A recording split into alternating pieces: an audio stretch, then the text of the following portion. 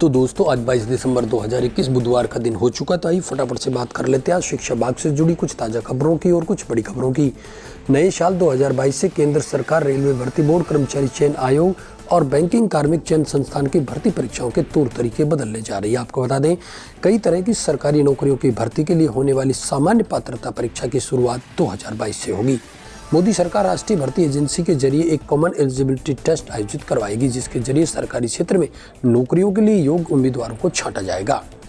NRSCT के जरिए पहले SSC, रेलवे भर्ती बोर्ड और IBPS के लिए उम्मीदवारों की स्क्रीनिंग करेगी। रिपोर्ट के मुताबिक सरकार ने कॉमन एलिजिबिलिटी टेस्ट का सिलेबस, फीस संरचना और उपयोगी चेकिंग व इतनी बड़ी भर्ती परीक्षा में अपनाई जाने वाली तकनीक के लिए एक EAC का गठन भी कर लिया है। नर्सिंग कॉलेज के लिए चिकित्सा शिक्षा विभाग ने प्रशासनिक अनुमति सोमवार को जारी करते हुए सत्र 2021-22 से संचालित करने के निर्देश दिए। आपको बता दें, बाड़मेर सहित 7 स्थानों के लिए नर्सिंग कॉलेज खोलने की घोषणा बजट के दौरान की गई थी।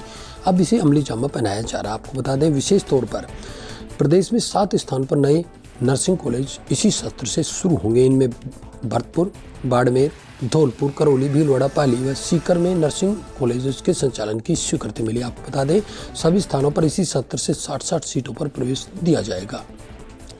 राज्य में रीट के आधार पर ग्रेड 3 टीचर्स की भर्ती के लिए सीट्स में बढ़ोतरी की उम्मीद फिलहाल नजर नहीं आ रही है। शिक्षा विभाग ने महज 31,000 पदों पर भर्ती के प्रपोजल ही राज्य सरकार को भेजे थे, जिसके आधार पर भर्ती जल्द शुरू की जा सकती है। राज्य में आवेदन करने वाले टीचर्स के रीट आधारित मार्क्स पर मेरिट बनेगी। इसी मेरिट के आधार पर टीचर्स का चयन करके जिला आवंटित कर दिया जाएगा। शिक्षा विभाग ने सीट्स में बढ़ोतरी करने का कोई प्रयास अब तक नहीं किया है। इस संबंध में कोई प्रस्ताव भी राज्य सरकार को नहीं भेजा है। आपको बता दें, इसके संबंध में माध्यमिक शिक्षा निदेशक कानाराम से बात की। उन्होंने स्पष्ट किया कि पदों में बढ़ोतरी का निर्णय राज्य सरकार करती है। जोधपुर जिला प्रभारी मंत्री डॉक्टर सुभाष गर्ग ने मंगलवार को भोपालगढ़ में 2 करोड़ की लागत से मुख्यमंत्री बजट घोषणा के तहत सामुदायिक स्वास्थ्य केंद्र बनने वाले ट्रॉमा सेंटर में 5 करोड़ की लागत से 21 किलोमीटर बनने वाली 7 सड़कों के कार्यों का शिलान्यास किया। आपको बता दें, इसी अवसर पर सुभाष गर्ग के द्वारा कहा गया कि जल्दी प्रदेश में 80,000 पदों पर सरकार के द्वारा भर्तियां की जाएंगी। राजस्थान कर्मचारी चयन बोर्ड की ओर से प्रदेश के 25 जिलों में 3,896 पदों पर वीडियो सीधी भर्ती प्रारंभिक परीक्षा 27 और 28 दिसंबर को होगी। इसमें अभ्यर्थियों को सवालों के साथ ही कड़ाके की सर्दी का भी सामना करना पड़ेगा। सरकार की गाइडलाइन के मुताबिक अभ्यर्थी coat, tie, muffler jacket, jerkin, blazer पहनकर परीक्षा नहीं दे सकेंगे। ऐसे में अभ्यर्थी सर्दी से बचने के लिए सिर्फ शर्ट, बिना जेब वाली स्वेटर जिनमें बड़े बटन नहीं लगे हों पहनकर आना होगा। राजस्थान पुलिस की ओर से खेल कोटे में उप निरीक्षक प्लाटून कमांडर भर्ती के लिए अभ्यर्थियों से ऑनलाइन आवेदन मांगे थे। जब आवेदनों की जांच हुई तो कई आवेदकों ने नियमों के दायरे से बाहर निकलकर आवेदन किए। खेल कोटे से पुलिस भर्ती में खेल करने की कोशिश को नाकाम कर दिया गया है। आपको बता दें, किसी अभ्यर्थी ने सर्टिफिकेट नियमानुसार नहीं होने पर भी आवेदन कर दिया और वहीं कई अभ्यर्थियों ने अस्पष्ट और अनुपयोगी दस्तावेज भी जोड़कर आवेदन कर दिया। सरकार ने अब तीसरी बार इसका कार्यकाल बढ़ाकर 31 मार्च 2022 तक कर दिया गया है। आपको बता दें, सरकार ने नई जांच समिति अब 31 मार्च तक इसके कार्यकाल को बढ़ा दिया गया है। इसके बाद अब संबंधित करीब 5,000 पन्नों के सबूत इकट्ठे कर दिए गए हैं, जिसमें कई शिक्षकों की भर्ती में गड़बड़ियों से जुड़े दस्तावेज। इधर जांच कमेटी की रिपोर्ट आने वाली है, जिसकी प्रासंगिकता पर भी अब सवाल उठने लग गए हैं।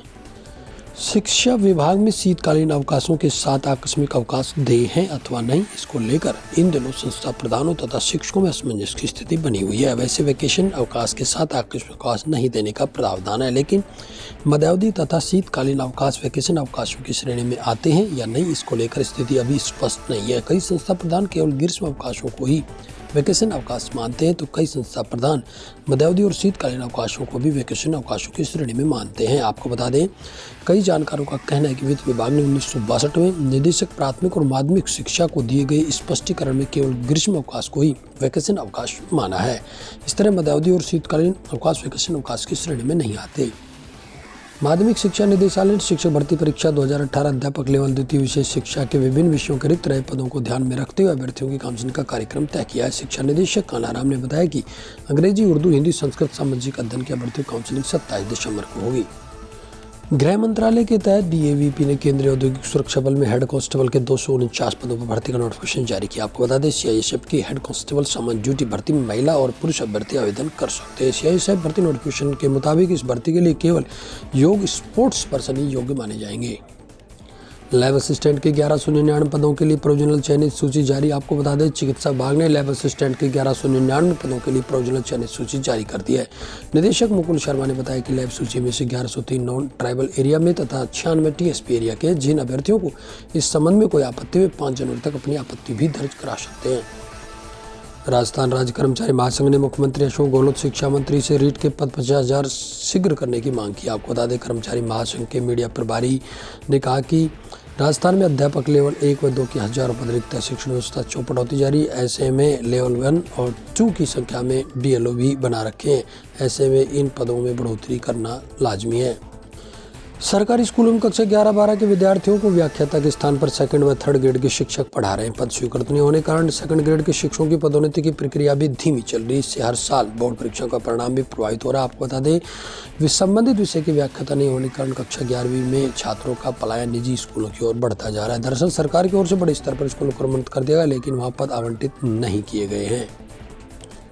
तो दोस्तों, ये थी आज 22 दिसंबर 2021 से जुड़ी शिक्षा विभाग कुछ बड़ी खबरें। शिक्षा विभाग जुड़ी प्रत्येक बड़ी खबर के लिए लगातार आप बने हमारे साथ में। प्रत्येक बड़ी खबर नोटिफिकेशन लगातार आप तक पहुंचता रहे, इसके लिए आप चैनल को सब्सक्राइब अवश्य कर ले। BSTC, PTT, रीट, पुलिस पटवार, स्कूल कॉलेज शिक्षा से जुड़ी यदि आपकी कोई समस्या है तो आप हमें कमेंट करके जरूर बताइएगा। आपके कमेंट के आधार पर आपकी समस्या समाधान का पूर्ण प्रयास किया जाएगा। आज के इस वीडियो में साथी बचता नहीं। नमस्कार।